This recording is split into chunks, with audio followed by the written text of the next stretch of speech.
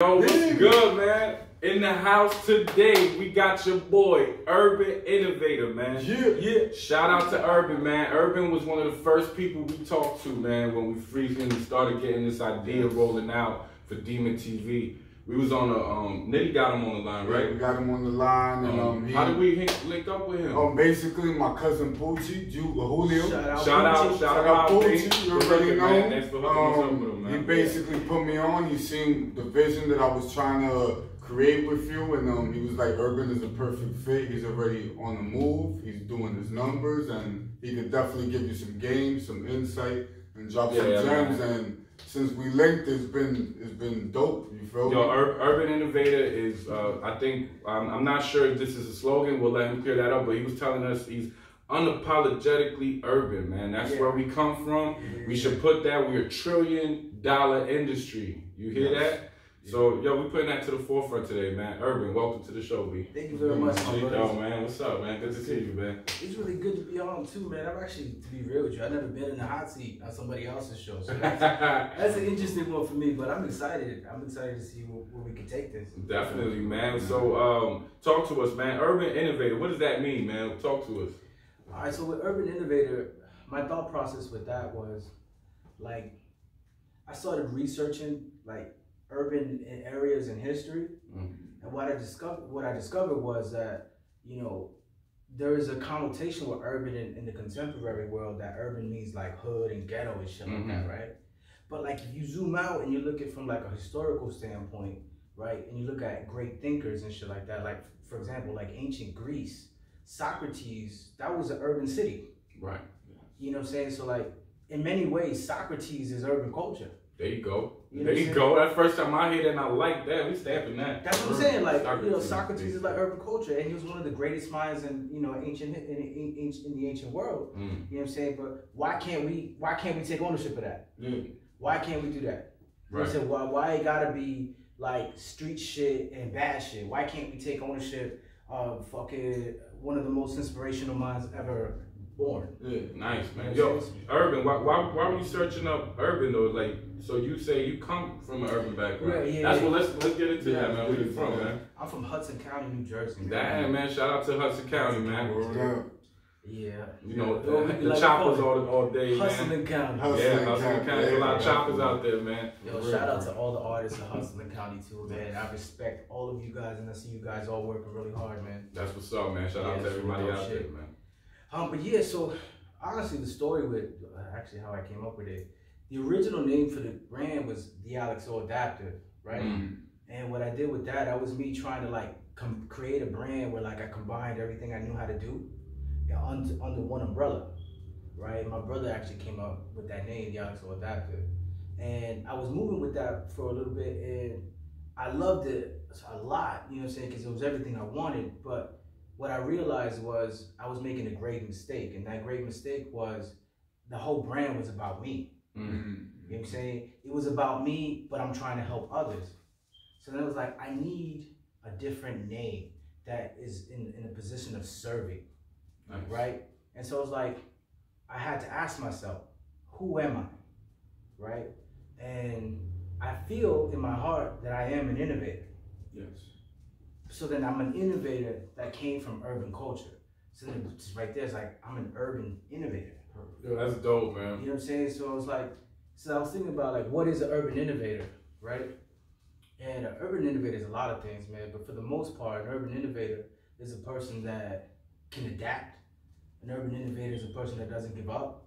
An urban innovator is a person that can make something out of nothing. Like, come on, growing up in urban culture, how many times you gotta like scramble some change to make shit happen? Right. You know what I'm saying? That's like, that's part of like every day, you know what I'm saying? You add that to the business world, you could be like a top executive. Yeah, you're unstoppable. You know what I'm saying? Yeah, like, it's like, if you also make the connection too, like why drug dealers make great businessmen? You know what I'm saying? Because they're in a cutthroat environment where it's life and death. You know what I'm saying? But it's the same rules apply. It's the product, you know what I'm saying, and your distribution, competition, you know what I'm saying? It's the same rules. That's why these people develop this acumen to just be aggressive and win. Right. You know what I'm saying? And so I'm like, yo, Urban Innovators, kid. Like, yeah, I do it all too, man. Yeah, right. That's what I'm saying. Like, we unstoppable. But then I realized after I said that, why the world want to tell me that's not right. So I was like, okay. Yeah. Because the moment you start to feel proud, all of a sudden people like, nah, chill. That's inappropriate. Yeah, it's inappropriate. You can't do urban. that. You shouldn't be bringing urban culture to the front line. Yeah, type shit. why you glorifying corporate? Yeah, why you glorifying negative shit? And let me be straight. I'm not glorifying negative shit. What I'm just saying is the negative shit that happens in urban culture builds an environment that tests us, and because of it, we become powerful. That's what I'm saying. Yo, I love that right there, man.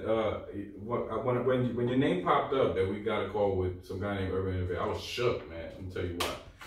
Because Urban, I've been waiting for somebody to drop a name like that, man. So my boys did a collective called Idlewild. Shout out to Josh Queezer, man.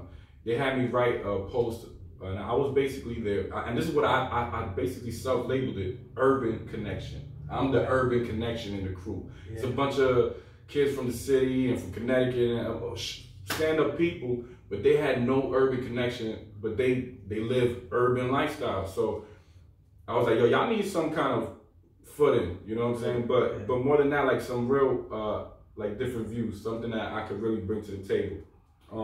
What you said about why is that a bad thing? Like, they were the first group of people that embraced it as like, yes, you guys you're the actual guy we need forefront. And it made me feel like, wow, actually, I could be part of this collective, but more than that, we got to bring the homies up. That's facts, yeah. You know? And I was working at the one hotel in the city. It's a SH Group, $1 billion brand. You understand? They the number one, and always in the top 10 bracket in the city. They're one of the number one hotels. And I'm here conforming and talking, hey, how you doing, sir? And, oh, do you want to meet? Oh, I make beats too sometimes. You know, I'm finding myself losing myself. Not even authenticity. I'm just conforming for somebody else to make them happy, man. Right. So when I heard Urban Innovator, I'm like, dude, this guy right here, he's going to innovate the culture to say, yo, we are the urbans, man. So I got shook, man, in a good way, man. Sound like something, yo, for real, bro. No, that's dope because I feel like people try to stray away from that and don't stick to their guns. Well, because there's a lot to lose. But at the end of the day, I feel like your morals, your code, and what you believe in always should be in the forefront of whatever you do. Absolutely. You feel me? So I feel like when you conform and you dumb it down, whatever you got going on, and you're not true to yourself, shit is not going to be popping. Yeah, that's 100%. You know, let me be clear too. Yeah. Like where I'm at right now with Urban Innovator, even just like creating it, that's not. I wasn't always in this mental space. You know what I'm saying? I'm coming from like I spent a couple of years doing the other thing. You know what I'm saying? Like in the corporate world, in the business world, trying to like fit in. You know what I'm saying? And there were certain things like I was in real estate for a little while, right? And there were certain things about that game that I just saw was like pimping whole shit. You know what I mean? And like I saw people that looked like me that come from where I come from going into these situations and just like completely acting like other people. Like we'll chat outside of the offices, right? And we'll talk like we talking right now, go into the office, go into the meeting, and like all of a sudden they somebody else. And then they'll look at me crazy because I kept the same energy outside and inside. And I remember getting those looks like, what are you doing? You acting up right now. Keep that shit in your pocket. And I remember one time, before you said that about the unapologetically urban, I was one time in a meeting and I said that shit. I said, well, I'm sorry, I'm unapologetically urban. And I remember everybody in the room was just like, basically frowned upon it. This Fro B is a statement. I wasn't in that space neither. So I had kids starting 3 years ago. My boy, I mean, I was raising one before. So shout out to my stepson LJ. But I was daddy mode, and I was trying to get to corporate America. Yo, I don't know if you ever took an Uber, man, but I feel like I met you before. I may have dropped you off at Hackensack by the McDonald's. I don't know. One time, something about the real estate clicked, but on some funny shit. I say that because I had a conversation with someone like-minded like you, and they was kind of breaking out of their space too. And one thing is, I used to walk into the office like that as well, man. Like, this Fro is a statement. I had one of my boys' sister basically telling me she knew somebody that could get me a job in that same job and said, you will never work there for your head. Yeah, that's crazy. And I said, what? So, yo, I was scared, and I pushed my hair back, and I tied it back up as well as I can. I went to the shit popped up on me, and I was like, you see, I said, listen, man, I'm going in there like pursuit of happiness, man. Okay. You're gonna take me for me. Yeah. So I went in there with some cutthroat mentality, like, look, I have urban background, but I'm also what is it called? I'm office savvy. You know, I do a lot of paperwork. You know, I know how to speak to people. I've done customer service for years. So it's like, take me as you want. And man, that shook other people up, man. I see that. You see that right away. You seen the look in that meeting once you said, and the shift. I'm unapologetically urban. Yeah. You're gonna have to take this. You know, and there's a powerful shift when you take ownership of it. Mm-hmm. I don't know what it is, but it's like all of a sudden people just like fold. Yeah. Like they go, all right, fuck it. Yeah, they have to understand. But you never like thought that would happen. Mm-hmm. You spend your whole life thinking like, oh, if I say that, they're gonna kick me out. Yeah, exactly. Right? This is like fear that's installed into you that if I act like myself, I'm not gonna be accepted. Mm-hmm. But then you embrace it at 100%, and they just go, okay. Mm-hmm. And it's like, wow, I've been bugging this whole fucking time. You know what I'm saying? Like I should have been embracing who the fuck I am. Mm-hmm. I mean, because at the end of the day, you know, we just met, right? You seem like a decent person. Mm-hmm. Why should you coming from urban culture make you a bad person? Right. Make you a less educated person. Right. I'm saying, why does that mean that? You know, that's my mission. I'm like, nah, we're not doing that no more. In the future, there's gonna be our great grandkids are gonna look at it like it's a crazy thing to feel ashamed to come from urban culture. They're gonna be like, what? What are you talking about? I've been dope. Right. You know what I'm saying? Like, they're going to look back at the history books and be like, that's crazy. I feel like we honestly have a one-up on corporate because they could only be corporate. They're trying to be down. That's exactly right. You feel me? We are urban and we're also corporate as well. Yeah, I don't want to shut down anybody doing their numbers in school, reading. That's dope. I got people that are writing speeches for politicians and low-key, you know, do paralegals. I know all kind of people, man. Exactly. We need those people more out there on the forefront than anything. Yeah. But it's don't ever be ashamed where you're from. Yeah. You know, and you don't have to flex it or anything. People know, and we know who's out there legit. I feel like that's a good incentive that we could play both sides in a sense. You feel me? Hell yeah.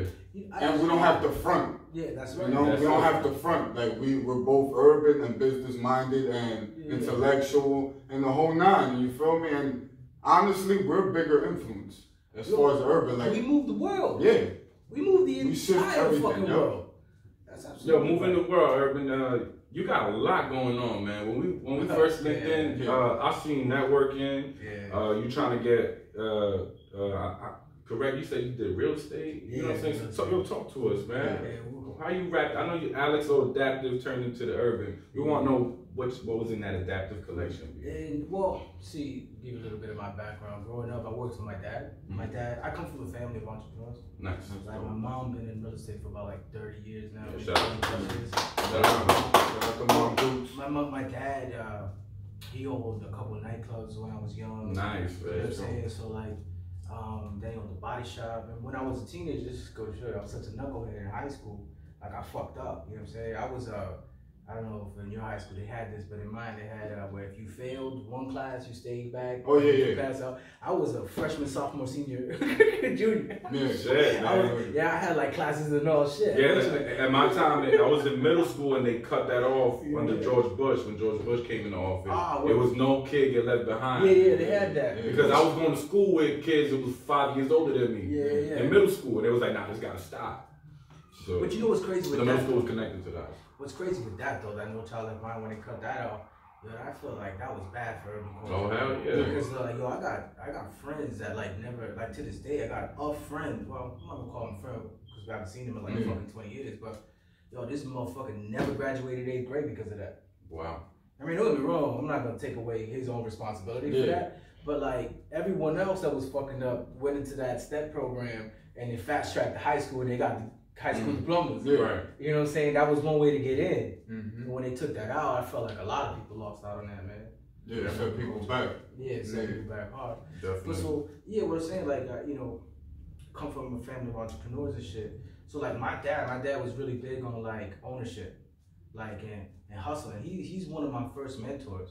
My dad, when I worked for him, when he had his body shop, like I said, because I fucked up in high school. Yeah, fucked up. So, like, I had Like in order to graduate when I was supposed to graduate, I had to drop out and I had to go to night school. You know what I'm saying? Like a traditional Spanish family. My mom and my dad was like, bueno, we ain't no vamos a tener ningún vago aquí. No va a trabajar.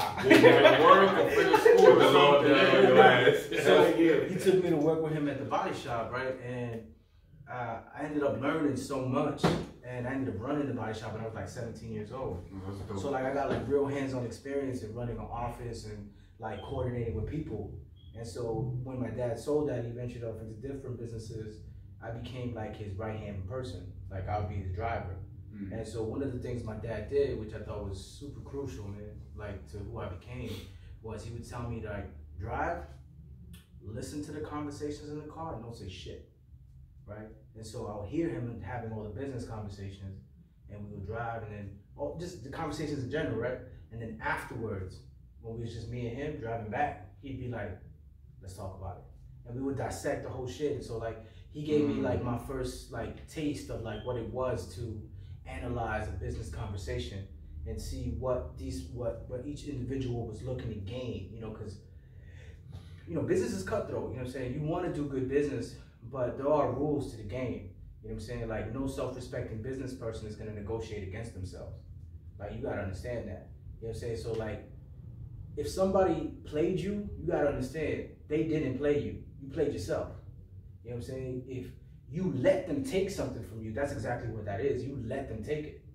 You know what I'm saying? It's business. Everything's negotiable. You know what I'm saying? Those are the kind of lessons that I learned really early on. You know what I'm saying? Like, it's, you know, it's business. You know what I'm saying? It's not personal. It can be personal if, like, you know, it's fucked up business. It goes there. It gets to that point, definitely. But yeah. But there's like a universal understanding in business that, you know, no one's gonna take from you what you ain't giving. Yeah. And saying, but then the other side to it is you gotta be okay asking, like putting a demand on the table. Right. You gotta be okay with like something my dad told me, he said 50-50 is a failed negotiation. Right? That's failed negotiation. Yeah, because 50-50 means, you know, both of y'all sucked. Yo, like that. Yo, like that. Quick second. That's why I would say 60-40.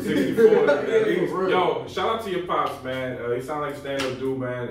Yeah, that's my favorite person. I ain't have, man, that's good to hear, man. I want my son to say that one day. Yeah. And what you just dropped for me was a jewel to my son, so I gotta thank both of y'all right now, because I want to do that with my boys now. I'm gonna tell them, yo, keep your mouth quiet, listen, and we'll discuss later, man. Kind of little jewels that we ain't get when we grew up, so, yo, shout out to people that yo, fatherhood is important, man. I love shouting to people that. Like, that's dope. Get back to what you said, bro. I was dying. Yo, man, I love that, man. I'm a father, so I always throw that on the front, man. I'm like, I'm trying to get all the jewels I can for my kids. Man. Yeah, now we like to highlight. So 50-50 is a bad deal. And now you just talk about your pops. Yeah, failed negotiation. The reason for that is that means that both of y'all couldn't like win the game. Y'all stalemated. So like, even if it's like 51, like 49, whoever got the 51 is the better negotiator. Yeah. You know what I'm saying? That's business. That's the game. You know what I'm saying? Like, why you think the record industry, they're ready to take fucking 95%? And they'll do that, like, shamelessly, looking at you like, what? What you gonna do about What you finna do about that? Yeah. You know what I'm saying? But then, again, you translate that same energy, that's like street shit. Yeah. You're fucking on the block and then you somebody's like, yo, prices went up, kid. You either gonna cop it or you're not. You know what I'm saying? They're gonna be out of business because they're gonna cop the work regardless. That's what I'm saying. Yeah, it's gonna be, That's just how that fucking goes, man. So, you know, I did that with my pops, so that gave me that experience of working in that field. Well, in that environment of just like listening to other businessmen. You know what I'm saying? Because I would hear my dad and then I would hear the other people he would talk to. And it's crazy because like, one of the things I learned is a lot of people like to talk very confidently and use that confidence to fucking mislead you. Yeah. You know what I'm saying? They want to make you feel like, oh, he knows his shit. Right. You know what I'm saying? I had this one situation where like I had this dude, because at this point now I'm more active in my dad's businesses, right? And my dad was like selling some gold, you know what I'm saying? And he had this dude that, because I was pretty much like my dad's assistant, so I was just doing paperwork and shit, right? And this one of the dudes he was working with kept beating me up with this like, nah, you can't do that, that's illegal, that's against the Patriot Act, and cause he okay, and they're always fucking trying to like reprimand me, yell at me, because I'm like this young kid and he's this older guy, right? And he just kept beating me up with that every time I talked to this motherfucker, right? So one day I was like, you man, fuck this guy. I'm gonna read the Patriot Act. And I read the whole shit, Patriot Act 1 and 2. And I discovered he was fucking full of shit. Full of shit. And that was the first time I realized just because a person sounds smart don't mean they actually know what the fuck they talking about.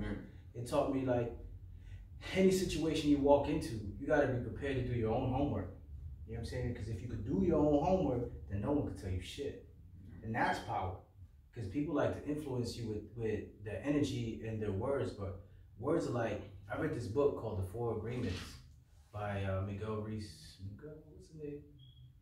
I forget, something Miguel Reese. We're gonna look that up. The 4 Arrangements. 4 Agreements. 4 Agreements. 4 Agreements. 4 Agreements. Something like that. And in there he says words are like spells. You could use your words to cast spells on people. You know what I'm saying? And that, like, your words infect their spirit and have them change, like, how they behave and shit. You know what I'm saying? I believe that. I think, like, the bad people in this world, you use words to convince you of shit that ain't real, to convince you're inferior. So, like, one of my motives in life is try to, like, in my own experience, right? I try to cut that right at the kneecaps. You know what I'm saying? Anything anybody tell me, I'm always gonna feel like, all right, that's cool, but we'll talk about it after I research it. I'm big like that, because like I tell everybody all the time, yo, you got Google in your pocket, you need to do the basic search, man. And I love Nitty, man. Me and Nitty always ask you on that, man. But that's why we a team, man, because he knows I'm gonna search it up. He knows I'm gonna damn near look it up. So you know what I'm saying. But for real, do your homework. We gotta do your homework. Confidence doesn't mean you know it. You know what I mean? Yeah, it's good that you took heed of that and you apply this shit now, right? Yeah, I apply it in everything I do. Like everything I say as a human, actually, I have some research done to it. Like, I'll say very few times, if at any, am I talking out of my ass. Sometimes I'm freestyling, you know what I'm saying? But for the most part, it's rooted in something I've either read or researched, you know what I'm saying? But also, sometimes it's just dots that I've connected myself. You know what I'm saying? Like, make my own dots connect from my own observations. Like, just recently, I've sent this to a friend of mine. It's a little off topic, but it's like kind of dots that I connected, right? I was thinking about women and like what honesty means to women, right? And I realized that honesty for women equates respect, right? So if you could, and the reason why it equates respect is because women, because of the patriarchy, right? They grew up in a world where the world believed that they weren't able to handle difficult shit. And what's more difficult than the truth? You know what I'm saying?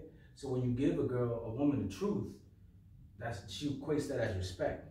And that respect is what gives the potential to turn into like a love or something like that, man. You know, like that ain't in the book. That's me freestyle. Those are dots that I connected. We're gonna have to get you on the Valentine's Day.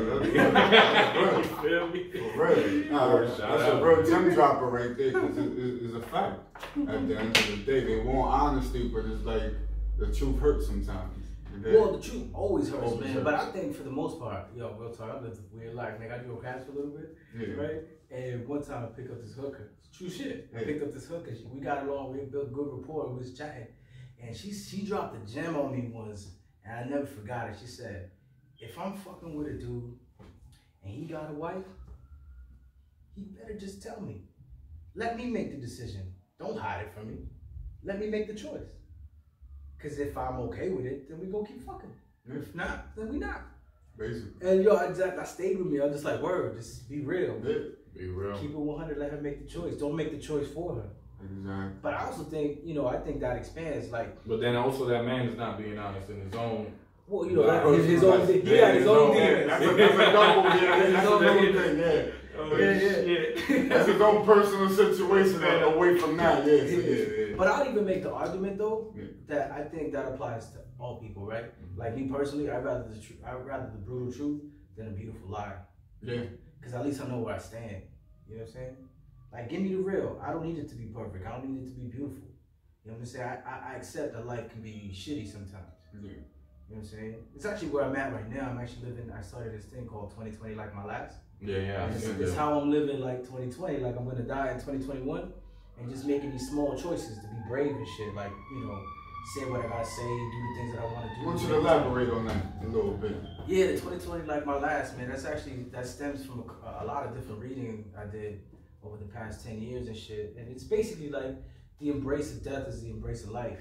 You know what I'm saying? Because if you spend your life trying to avoid pain, avoid danger, avoid death, what you end up doing is avoiding living.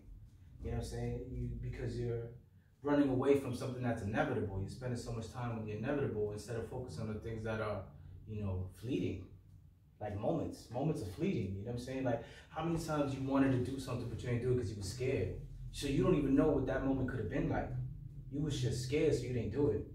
You know, but in my recent experience, you know what I'm saying, I've come up to that cliff and it's feeling scared. Like, it's not like I'm not scared, you know what I'm saying? But like, getting up to that cliff, feeling scared, and it's just like, because I got this in my head, right? I'm gonna die in a year. I got no time to fucking not do it. Right. You know what I'm saying? So I just started doing it. And in doing that, yo, it's incredible. It sounds like bullshit when I say it. A lot of people look at me crazy, but yo, so many things have been just happening. Things that have been like just right there the whole time. Yeah. That I didn't know that it was there because I was too scared to look, too scared to touch, too scared to say something. And now that I'm living in a different energy, all of a sudden doors are fucking opening. You know what I'm saying? In a way that like it's bugging me out because, you know, I hear so much shit from like a lot of like motivational speakers about mindset shifts. You know what I'm saying? How like the way you view the world determines how you live the world, right? Right.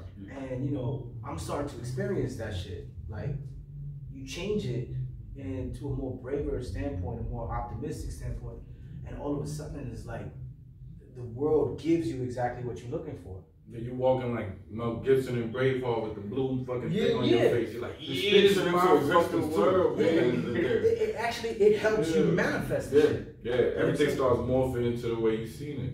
Basically, but like I like that. Saying, yeah. See, that's what I liked about that episode too. Yeah. She was talking about how it was all formulated together because that's exactly it. And take ownership of your power.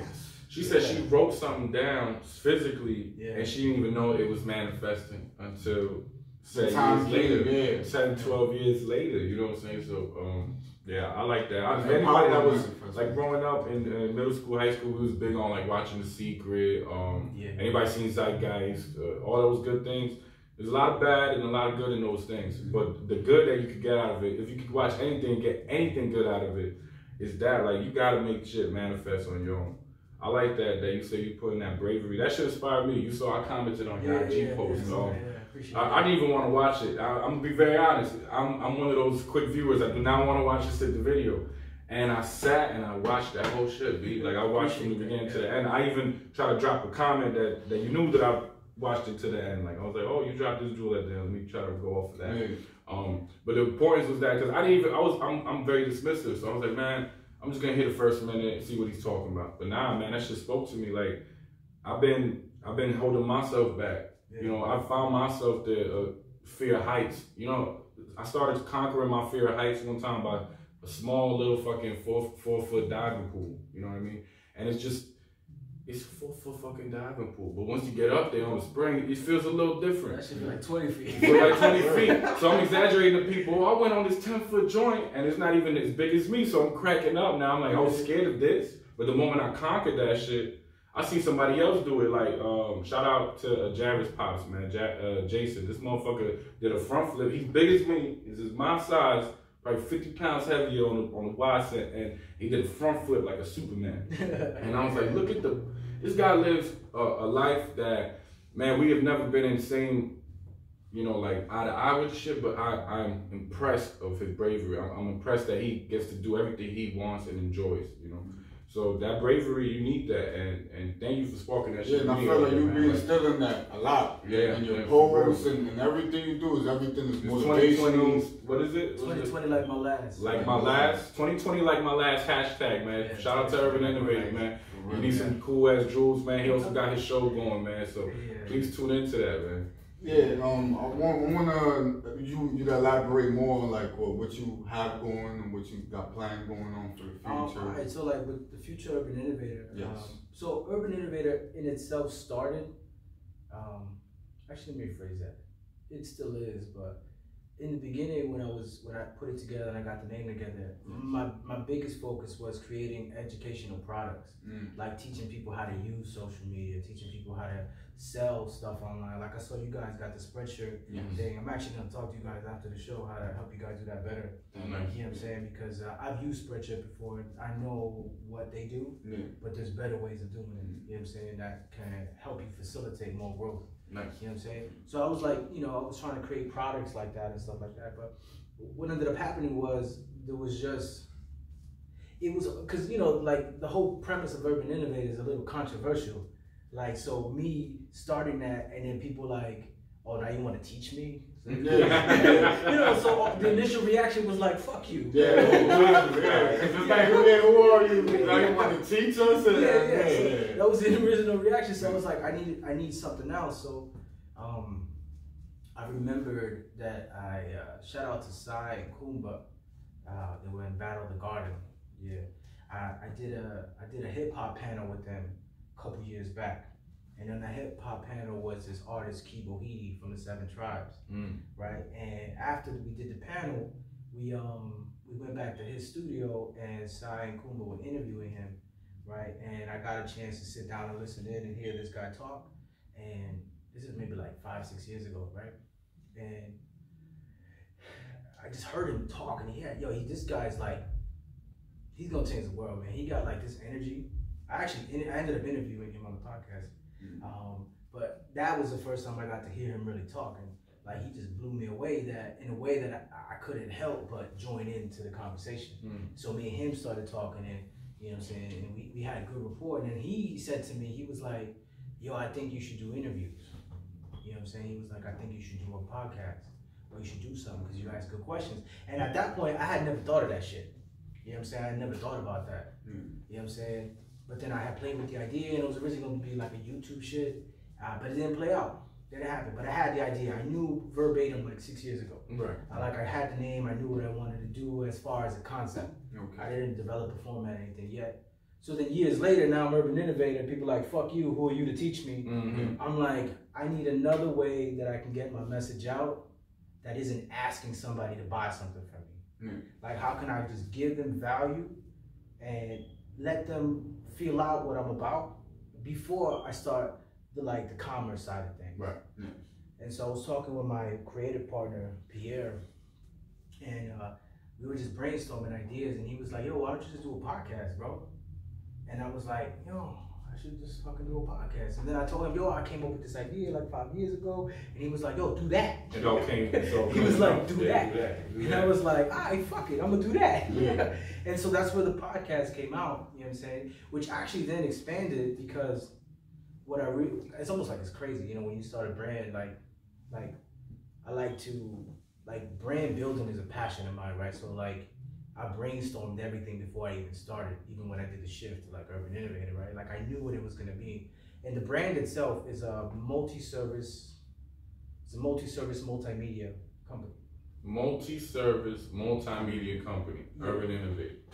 Yeah, so selling clothing, selling education, but then also creating content. That's the multimedia side, whether I'm creating blog posts or whether I'm creating social media, video content, or the podcast. The way to flex some of your skills, you know what I'm saying, and your insight. You actually have a lot of that as we're getting to know from you, man. Well, yeah, that's just years of reading. Years of reading, and I think trial and error from you, man. It seems like you went through a lot of that trial and error. You got to see it with your father as well. Yeah, real talk, man. I'll be real with you. It's been I was actually telling a friend of mine this the other day that this shit ain't it's moving now, but that ain't how it was. I literally been at war for 10 years. Trial and error, fucking up, everything just not working. You know what I'm saying? Everything going wrong too. The crash in 2008 fucked me up, fucked my family up. You know what I'm saying? I'll tell you a quick story about that too, right? So I told you, my whole family entrepreneurs, right? The shit crash, everybody lose everything. You know what I'm saying? So that's a fucked up situation because they were middle class before the recession, and now everybody broke as fuck, lower class after the recession, but because we made a certain amount the year before, we can't even get welfare. We can't even get food stamps. That's crazy. So I'm literally on the fucking welfare line, and they telling me can't do shit for you. And the whole time I'm on that line, this is a fucking weird dynamic of life, right? people telling me, oh, like on the line, people like, nah, you gotta lie, you can't tell them the truth. But you know, I'm naive. I'm like, well, this is what the system's for. You know what I'm saying? We're in need. Let's just be real. Yeah. And that was my first encounter with like, this world ain't exactly what they painted as. Exactly. You go in there with the real, we got the boot, get kicked the fuck out. And that's like a whole day of waiting on that line. For real. Give you that David Beckham kick. Out of here. For real. You know what I'm saying? So, you know, that. Yo, being on welfare is a job too, by the way, man. That's why. Yeah. Shout out to those people eating government cheese, man. That shit not for everybody, man. But like, I hear a lot of those comments of, oh, that we paying for. I'm like, yo, I keep paying for them to eat that cheese, man. Like, if that's what if that's what y'all want, sometimes we need assistance out here though. And if you try to go by the rules that they set for you, you're gonna see that they didn't even have that script on in front of them. That's what I'm saying. So you definitely have to make your own. Yeah. That's absolutely a fact, man. I mean, real talk. Like another thing, most people don't even fucking realize. They always gonna talk about welfare, government assistance being just in the hood. You know how much white America is fucking on welfare? More than us, honestly. Right, and I'm gonna tell you, I want to shed something on that quick because our urban people are quick to shit on each other so quickly because you know, and I'm gonna tell you, you don't know more than 10 people in your life that probably have the assistance, and those 10 people that do have the assistance, their mom's probably disabled or they're gonna have to spend. I think at this time it's like 3 out of 5 days of the week at the office, 8 hours a day, looking for jobs, applying for jobs.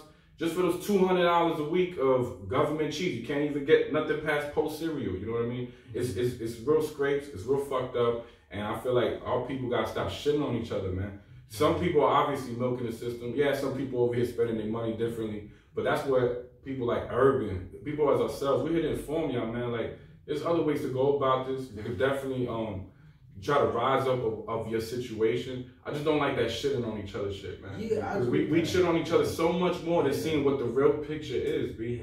Jewish community in Brooklyn, I have a lot of Jewish friends in that community. They'll tell you firsthand they've been milking the system for years, and they'll tell you how to do it. And they stick together. As long as you're in the community. Yeah, and they stick together. Matter of fact, Daniel, your driver in Brooklyn, I'm shouting you out, B, because you already know what's up. He was putting me inside on their religion, man. And yo, shit is real out here. You gotta make your own fucking script sometimes, man. No. I think most times you gotta make your own script. Yeah. You know what I'm saying? Like, I just recently got into some 5%er stuff, man. And you know, one of the things that stuck with me is like knowledge of self. He who has knowledge of self is a god. A god is fearless because he creates his own destiny. That shit stick with me, kid. Dope. That's that Wu-Tang shit too. That's how it resonated with me. Yo, right now, I don't know if you've encountered them, but I shout out to the HOI, man, the Israelite brothers, man. House of Israel in New York City, man. A lot of those brothers, man, I know some people feel they're aggressive or they coming on strong, but I shout out them out because they put some insight in me as well, just like how you got out some knowledge from the 5%ers of finding out who you are, man, and how you got real rights to this earth and this kingdom that we've been have held. You could feel it when you walk, man. They feel it too because they feel threatened. And I'm not saying there's any specific race, color, anything. I'm talking about those that are not there. You know what I'm talking about, man. Shout out to everybody out there trying to push any knowledge, religious wise, all that shit. That's actually, I said this in another conversation with a friend of mine. Like, that's one of I think my biggest fights. My biggest fight with what you're saying, the way I interpret that is those people. That's the oppressive culture. It's like the culture of oppression. It don't matter who it is, but there's an oppressed and there's an oppressor. You know what I'm saying? It's the oppressor that feels threatened when the oppressed people feel empowered. Because if they feel empowered, the oppressor loses power. You know what I'm saying? And that's why you got your hair long. Why you got I'm like, well, I'm gonna tell you, every time I went into the corporate, with the hair shit, but everybody outside the office was rubbing my head, asking to touch it, trying to see what's up with it. Well, man. So you tell me what's right or wrong, man. I had this conversation with a friend of mine, and we were talking about hair, man. Just hair in general is such a diverse conversation. Like, people don't even understand, like, to be able to freely wear your hair naturally is such a beautiful thing, but it's not something that everybody is allowed to do and still win. You know what I mean? It's so crazy. Like, you would think, like, who gives a fuck about somebody's hair? You know what I mean? Let them do what they do. But there are real, like, restrictions. Like, if you want to go into corporate world, you can't do that. And it's like, who set those rules? Yeah, I want to show you a You know what I'm picture a saying? year Who ago, set those rules? because I was in the corporate, Yeah. and a year ago I cut it, and luckily my shit grew back, but it grew back strong. I said too, I remember nigga, I was like, yo, I don't think it's gonna grow back as strong, because I was losing my connection, because I was literally giving a piece of myself. But then like self reminded self and said, yo, nah man, you a beautiful fucking flower, pause, man. You feel me? Yeah, you gotta shine on these motherfuckers. So you can't conform to these people. Or to just anybody, not to these people in the corporate, just in general. You gotta stay true to yourself and you get better results. That's I feel that way. Yo, Urban, we like what you're doing, man. Well, Yeah, we're real big fans of this shit. Like, man, you dropping mad jewels for us, We man. appreciate it, man. We need these people up here, man. And we definitely gonna have everybody tuning in to Urban Innovator on his. He got his own podcast. He dropped jewels on there. We gotta do some more. We're gonna have more segments on. I'm actually excited because we doing this, but then y'all gonna do my show. That's gonna be. I'm excited for that because this is all a learning process for us. Shout out to everybody tuning in. Y'all know we coming from the ground up. Nitty pointed out to me the other day. He said, "How'd you met me, man?" I met you in general, or I met you through my cousin. No, but like through music. Oh, through music. Oh, this is a new music, outlet for us. Like music. everybody we knew was trying to do music. That's what we do. But we're more than that. So thank you, Urban, for being fans of us, man. Too, like in that sense, and showing us your support. We want to do this for people like us, man. This is for our peoples, man. So that's very important. Yo, real talk. When Poochie told me about what you was, he hit me up. I was at work, and he was like, "Yo, I was talking to my cousin. I gave him the information. I just want to let you know what he's doing. I think you guys would click." And he told me a little bit about it. I was like, "Yeah, word, I'm with it." So I reached out and shit. No, actually, Bush, I think he followed me. Yeah. And then I reached out and was like, "Oh, talk to Poochie and tell me what you about." And then we had the phone conversation.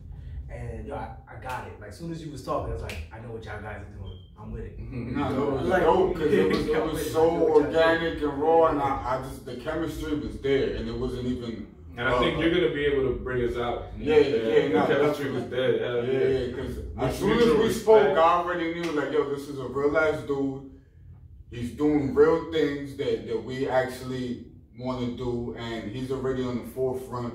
And he's a big representation to what we're trying to establish and trying to convey to the public and bring everybody together, And I like your movement, man. I like everything you're doing, from the motivational speaking to the inspirational stuff, to like the gems you drop, to the dope videos that coincide with you that you put on your page, or the dope people you follow.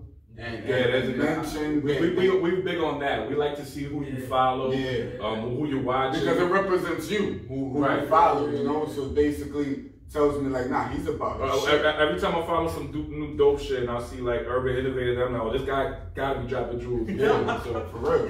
Yo, I'm a nerd like that. Yo, I consult with you first. I'm like, yo, Urban follows him. If we're arguing on something, I'm like, let's see what Urban kind of thinks of all this shit. We use you as like a middle ground sometimes. You don't know how much importance you are to us right now, man. So thank you, man. Dope, man. And I love the fact that Cuz brought us together, because he knows how I am, and he knows you personally, so it was perfect, man. Like, real talk, Poochie's like my brother, man. I got a lot of love for Poochie.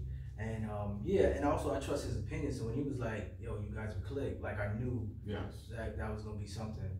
You know what I'm saying? Dope. And mind you, Pooch is urban, but he's also, like reserved, in a sense. You feel me? Like he's hood, he's corporate, but he's also like, he's in his own lane, which I love. You feel me? He's never try to be something he's not. Yeah, that's absolutely at all. From young to now as a grown man, you feel me? Real talk, because of him, I went to my first rave, man. I went to EGC. Oh yeah, I went to that. The one in Vegas, or no, the one that was in MetLife. Oh, MetLife. Okay. He was one of the ones that inspired me to do that, and we did it. And like I said, this is fucking Poochie from Washington, shit like that. By all statistics, he should be just listening to hip hop, right? Exactly. But like he's there, like fist pumping and fucking going with it, and that was probably one of the dopest experiences I had. Granted, it whooped my ass. 12 hours of raving is no joke. I did 3 days. I don't know if you used to party, man, but those parties was wild. It's a different type of party. Yeah, no, those are events for days. This is before MDMA got transferred into pill form, man. You feel me? Before they put it into capsules. You know, like he's a perfect example because, like you said, he was raised in Washington Heights, and he's like totally opposite. He's always been the working man. You feel me? He's never been that type to be on the corners or this and that, but he also has the street and hood knowledge of things. You feel me?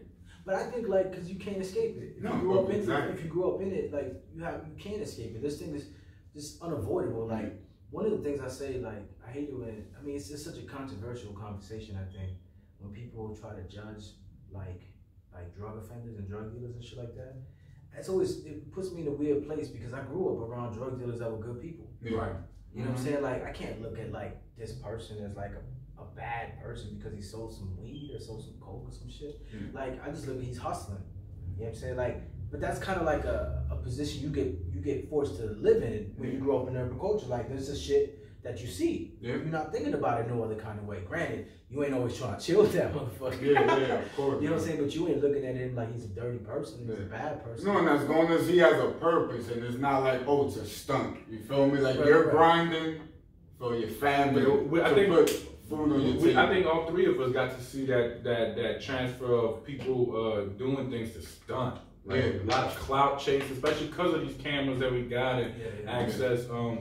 So I think just aside from that, yo, shout out to you, man, for using your platform for not trying to stunt. You know what I mean? Well, like in a it's a teaching tool. You know, I take it as a teaching tool, like you said. You know, the way you reach out to everybody is basically to because now you got knowledge. Like talking about dealers, you got dealers on the web flossing and getting arrested and flossing pieces and shit. Like I've never that was not code. It was never code. That was not to you knew who was who and you stay shut and you walked around and you shake your head when you see him. You know what I mean? That's how it was. That's my man. I be seeing them. If he shake your hand, it's a fucking good day. It's a good fucking day. I feel like in 2020 things are gonna go back to the basics with everything. I feel. Oh, I hope so. We just hope. No, I already see it. I think everything's gonna go back to how it was, like principles, morals, individuality, authenticity. We're gonna stop all this shit with all this drug abuse that we're doing. Because too many people are dying. I feel like people are just gonna get back to the roots of just spreading love, good energy, good vibes, and getting shit right. You know what I mean? Without having to do the extra stuff. Yeah, I mean, I think it's all cyclical. You know what I'm saying? Like everything happens in cycles, right? Like, I was gonna say, hold up, you gotta define cyclical. Yeah, like, you know, it happens in cycles and shit. Like I remember if you look back to like the early '90s. This shit, there was this reemergence of empowerment and hip hop culture, right? And then like the industry was like, nah. Then the 2000s came in, it became all about the flashy shit. You know what I'm saying? It's like, I feel like anytime the culture gets empowered in that way, there's always another energy trying to stop it from going all the way by presenting the distractions. You know what I'm saying? But I think the difference between that time and this time is social media is just such a beast. Like, I look at social media as the world looking at itself for the first time. That's something that the 90s didn't have. If you was on the streets rapping in the 90s some positive shit, you may be reaching like the local community. If that, block. You know what I'm saying? Now you say some real shit, you reaching somebody in Sweden that never heard anything, but like he's relating because like let's be real, urban culture is not necessarily American. You know, the urban culture is global. There's slums and lower class and just urban culture and different forms of urban culture all over the world. Wherever there's hunger. Y'all seen them two little Colombian kids rapping? Y'all ever seen the video of two Colombian kids going at it? On the bike, one was rapping on the boombox. And you know what's crazy about it? You know what's crazy about that too is like it may be like a different place, a different country, but there's certain things that are universal. Like it all like we know what we're looking at when we see it. And you're that's my people. Familiar, You know what I'm saying? Like I think that's the beautiful thing of urban culture. You know what I'm saying? And I think now with social media and all the tools that are at your fingertips, like right now your phone can do more than what any handheld technology could have done in the 90s. And now like you could reach an audience so much bigger. I think the real task for people now is just trying to hone in and figure out what the fuck they want to say. Yeah. I mean, I think that's the bigger task. What message you trying to convey to the public or to your peers, or you know what I mean? And fight the temptation of just talking for the sake of talking. Yeah. Because that's a tough That's one. another one too. That's a tough one. A lot of people like one of the things I hate and I try to avoid, because you were saying like, you know, I don't flex. And the reason I don't do that is because I get really irritated by what I call faux motivational speakers. Like, you ever seen that? Like, you on Instagram or somebody, and they talking to the camera and they're like, "Be brave, do this, Extra. don't be a lazy motherfucker," and all that shit. And I'm just like, whoa, 16-year-old Mike, shut the fuck up. Right. You know what I'm saying? Like, yo, I'm so glad. I was gonna do that shit, man. Like 3 years ago, thank God I didn't do that shit. Those, man. I call them wave jumpers. Yeah. They Man. jumping on the wave just because it's I cool seen or this popular. big girl, and I like what she was boosting self-confidence and just telling us like, yo, go to do this. You have to get up. It's every day, one day at a time, and all that good stuff, man. And I was like, yo, this looks good. I felt her, but then within the wave jumpers, you seen 14 other motherfuckers do it. They seen that same message and then they reposted it, and it's like, all right, how you gonna make it yours? That's what I like. If you want to do that, that's cool, but show me how it's yours and how it pertains to you, how it's gonna motivate the people that's actually looking at you. So like, I don't want to discourage anybody doing that, but at the same time, we don't need that all the time. We need people to be humble and be like, yo, this is what I do. See, I would argue it's more about just being genuine than being humble. Yeah. I think being being genuine leads you to being humble, right? I think if you put humble as the goal, you become disingenuous. Because you're trying to be something. Yeah. You know what I'm saying? I think if you just be yourself and you let that come Well, through. maybe I speak as loose because I'm naturally humble. You know, I was taught to wait for the person at the door, hold the last, you know, little things like that. And I feel like we all have that. So we carry that, right? But there's a distinction, man. I don't think that's humble. I think that's being well-mannered. Well-mannered, but also humble is, all right, maybe because I defined it wrong. But speaking, maybe that's kind of well-mannered too. Yeah. Speaking when not needed to. That's what we're talking about right now. So, I mean, like, you could be humble in that sense too. You can have knowledge and not drop everything. Good manners is a part of it. It's a trait of being humble. Being humble, sure. Yeah, I agree with that. You know what I'm saying? Fuck, I was going to say something that just escaped me right now, man. It'll come back. But you stayed away from doing that. Jumping on, being so livid on the screen, just for me motivation. Like. Yeah, because for me, that type of motivation is temporary. Yeah. You know what I'm saying? I follow a lot of different social media influencers. One of my favorite ones is Gary Vaynerchuk, Gary V. Gary V, we see you. We love you. He does a great job. Yo, Gary V's insight has been instrumental to Urban Innovator, without a doubt, man.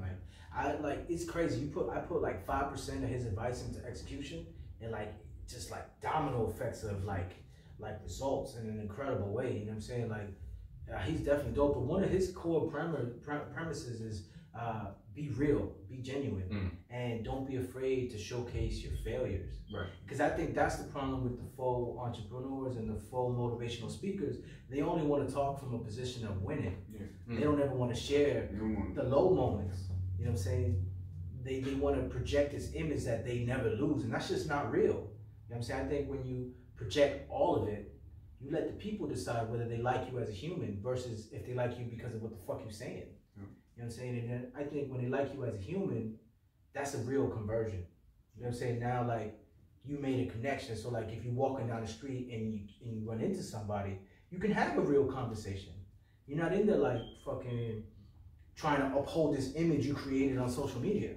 Okay. You know, Will Smith was talking about that on a recent interview with The Breakfast Club. He says you create these characters. You know what I'm saying? Yeah, I thought that was fire, kid.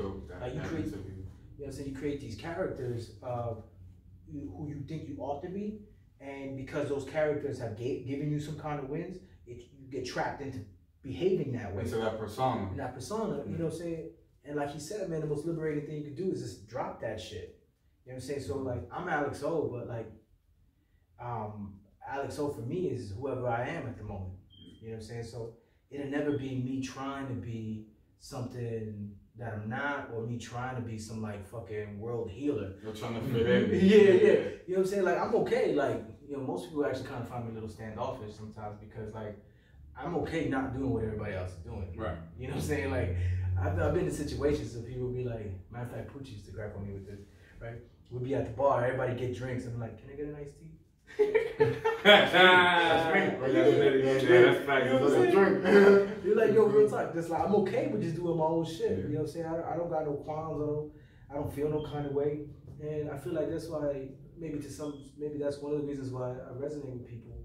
No, even to like, you know, I just want to share this because I told you guys before we started recording why I'm wearing the glasses. You know what I'm saying? Like, it may seem like it's a flex or some shit like that, right? But really, it's about taking ownership of what the glasses make me feel. You know what I'm saying? I feel dope in them. You know what I'm saying? Many people will say like, oh, but you look like an asshole. Why are you wearing sunglasses inside?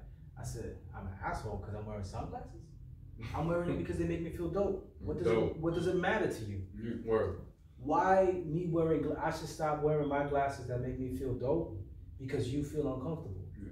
And why do you feel uncomfortable? Why do you feel uncomfortable? Yo, y'all seen Mr. T, right? His old interview. Ah, yeah. He got the chains on, ring up. You know what I'm saying? And then like he got these bum ass shoes on.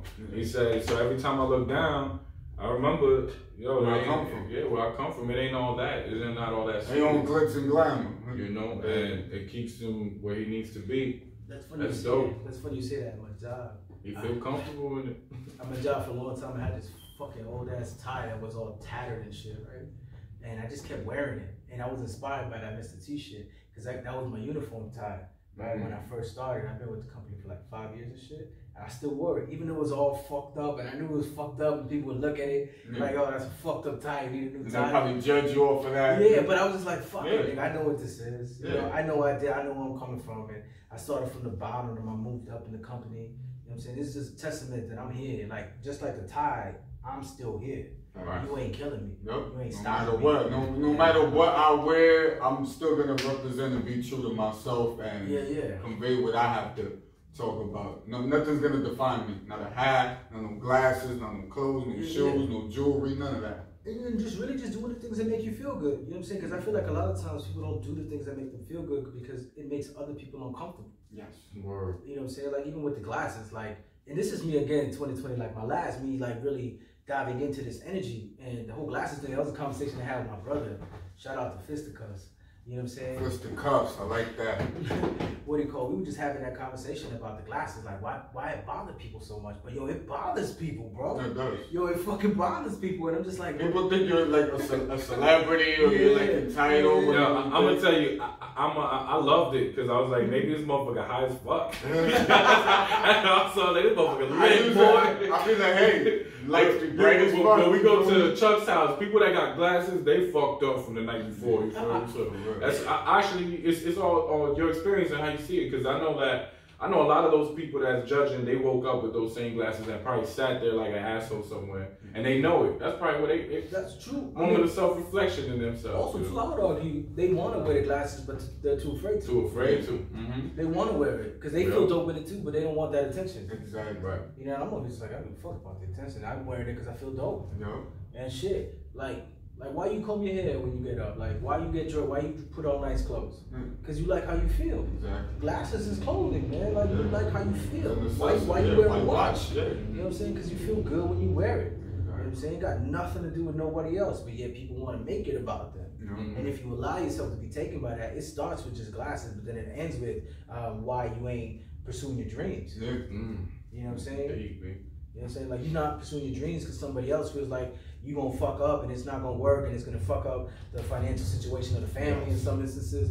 And like you not doing something because of somebody else. Like to me that's fucking crazy. Like and to go back to the whole Gary Vee thing, I love him so much because he embraced urban culture to the max. To the max. He's one guy that he dedicates to spread the word to us first, and then everybody else gets it. Yo, and I love how he does that. You know, I've been following him for years off of the fact that he curses so goddamn much.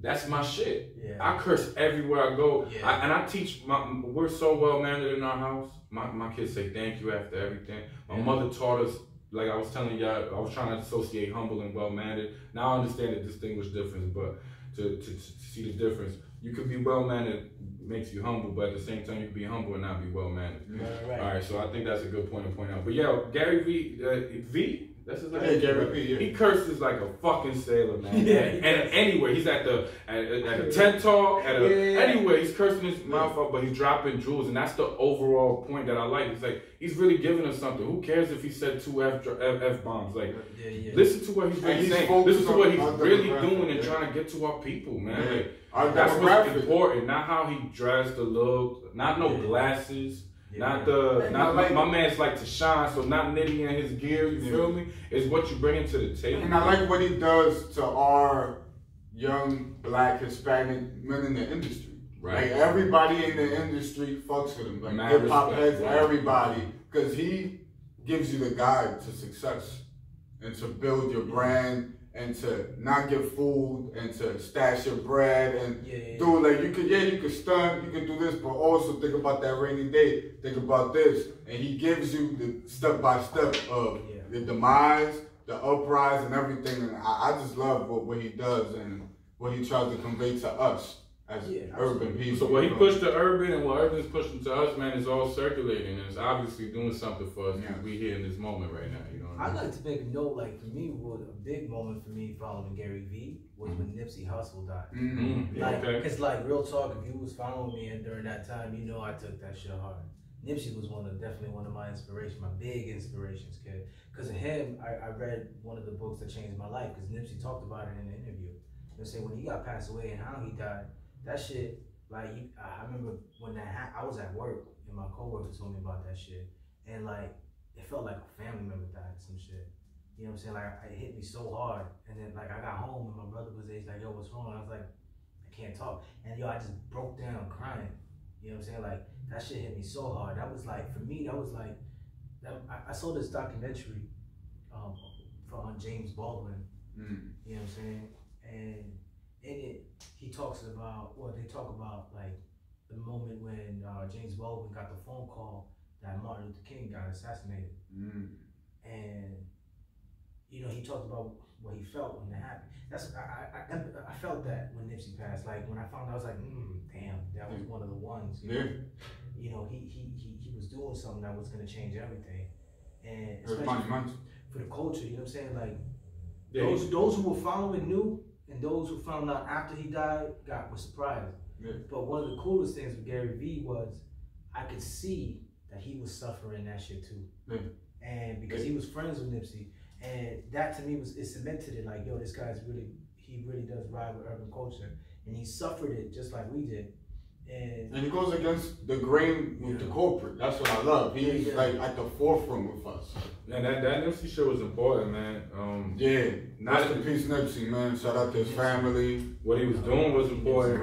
Remember, me and Nitty was talking Nipsey years ago when he was selling his album for 10 G's. You know what I'm saying? That shit was fun. People like people say, oh, they're hyping on Nipsey. No, Nipsey meant something to the urban culture, B. Like, I don't want to hear, maybe a few people just got onto him. I just really I like the message he was conveying as far as just bringing everybody together and just owning your stuff and being a brand. And I just like his whole movement and how he was trying to bring the gangs together, even being a crib. And just the demographics in LA, like I just like everything he was doing as far as that unity.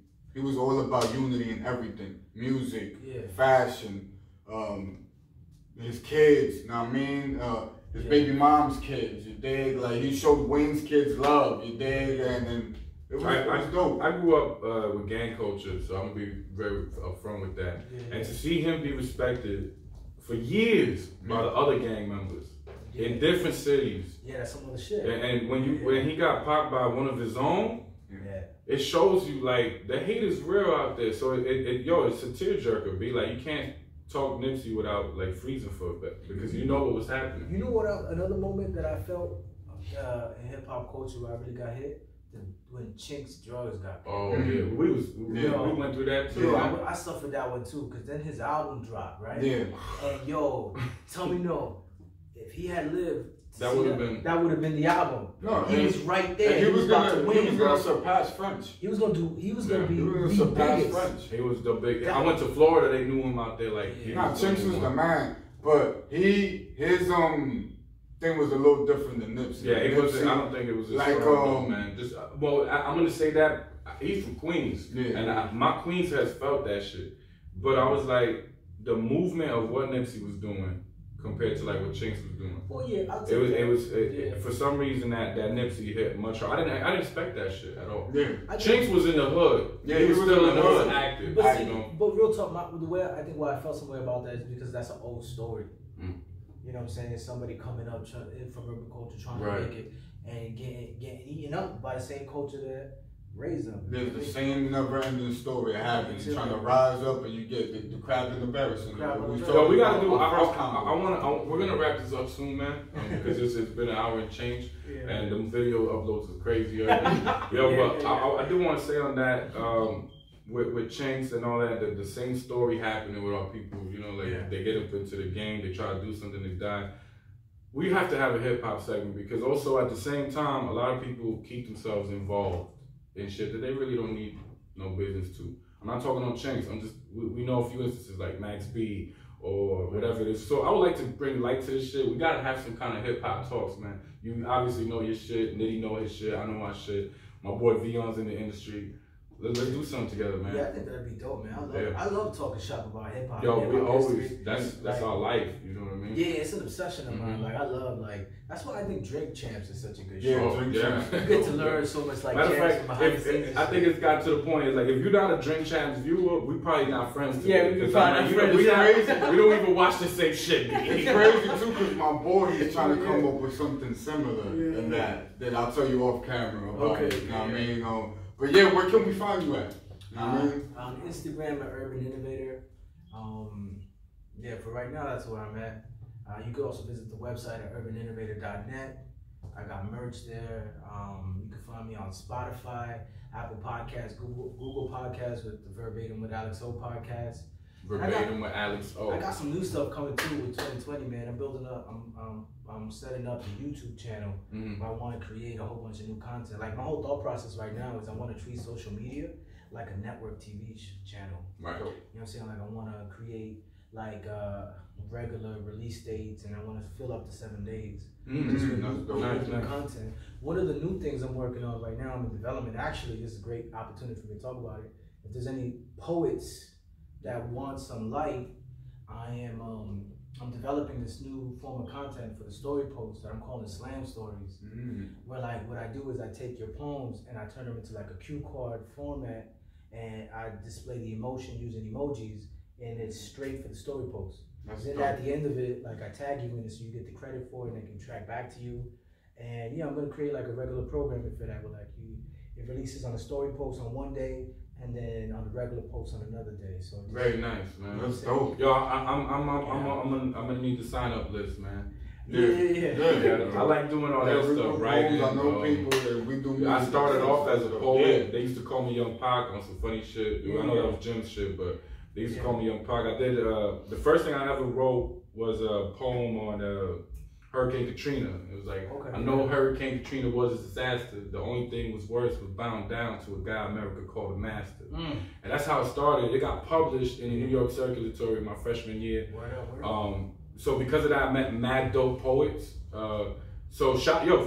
Stay tuned with Urban. He's obviously gonna have some dope shit and an outlet for these poets and writers, which I know y'all begging for. Y'all got some good shit out there. And I know these poet cafes that they be trying to get their word out, they don't have enough light. Look, you're gonna find an outlet right here, man. Yo, I got a quick story for you too. Go ahead, man. Back in the day, me and my brother, back when we were in high school, we used to go. You ever heard of the New York Poets Cafe? Yeah. I've been there, man. We used to perform out there. That's what's up, B. That's what's up. My Nabila Loveday, shout out to her. I know she put me onto that joint, man. Yeah, I'm gonna shout out A-Train. He used to host. A-Train? A-Train used to host the open mics. Who A-Train? He's one of the hosts. He was just always over there. Oh man. They would do like the slam competition, then afterwards it'd be the open mic. I know a couple of A-Trains. Yeah, me too. Was it small with braids? No. Like a stocky black dude. Yeah. That's probably my man. That's what's up, my man, A-Train. You know what I'm saying? I went to high school with him. That's crazy. We used to fucking perform out there. Funny thing, I used to go by the name of Jersey Bound.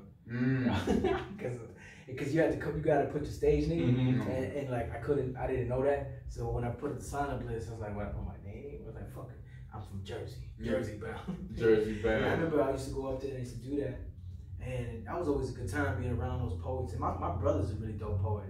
Shout out to Fisticuffs again. Like, he don't write as much as he used to, but like when he write though, he got this way of like using less words and getting more thought out of it. Like squeezing a lot of emotion and a lot of thought out of, you know, using less words. You know what I'm saying? Very poignant shit.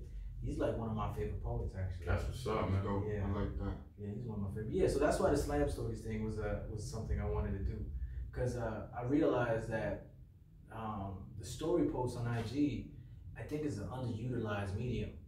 People, I think for the most part, people are using the story posts as like solely for documentation. But you know, there's something that's happening in the story posts I don't think people are really paying attention to, and it's the fact that it's timed, right? So that you ever heard of this concept called FOMO? It's an acronym. It means fear of missing out. Okay. Right. So like, since it's timed, like there's like a countdown to the next slide. So like, people want to see what's coming next. Right. That's what people are seeing what's next. So like, if you give them like a rabbit hole, like if you give them some bait on one story, and then you keep baiting them, they'll walk through the whole thing, and you can really use that as a way to communicate a message and be entertaining at the same time. And this is a new way to create content. That's a good point out. I saw that recently with our post. I saw 67 viewers. Let's just give a number on the song. The next one was the Chef Lines interview, went down to 40, and then the last one was just a random post. I got 18 views. I feel like I didn't give them the rabbit hole effect. It wasn't a continuing. It was like, oh, it's all over the place. Next, you know. In the business world, to take that time. In the business world, they call that a funnel. You got to put them through a funnel. Nice. And a lot of business, you probably been in a funnel. They realize it. Like, you ever like seen something pop up, click here, get the special deal, and then you click it because you want it, and then all of a sudden it's like, oh, for right now, this is Snapchat because you're right here, you can get this at a special discount. And they just, every single time you click, you get an upsell. That's a funnel. That's Snapchat's big on that. I actually stayed away from Snapchat because of that. It was like, here, read up on your favorite sports, and then it was like, but you could also sign up to your local gym, and then you could and then they're gonna be at your local gym. And shout out to Snapchat, man. People, they got people working behind all times to make sure we tune it in. So you know, I get that, man. Yo, Urban, man, I gotta say thank you for your so time, much, man. We appreciate you. Stay tuned. It's gonna be the reverse right now. We're gonna have Urban hitting up DìmeTv, questioning us, gonna show us his format. This is gonna be our coach, to be real. This is definitely one of our big mentors right now. Whether he knows that or not, you know, obviously he does now. He'll be back soon on a couple more segments and episodes. Mad segments coming for you, man. It seems like hopefully we get a hip hop talk going soon too, man. Maybe a check-in every now and then, because I definitely we don't need to the top 50. We've been brewing the top 50. I can't do it top 50. I can't do top 10. But we're gonna do like 4 top 10 lists. I think. I can do top 5. Super disrespectful. I like that. There you go. Stay tuned, man. That's on the next one, man. DìmeTv, man. Shout out, yo. Woo. Urban Innovator.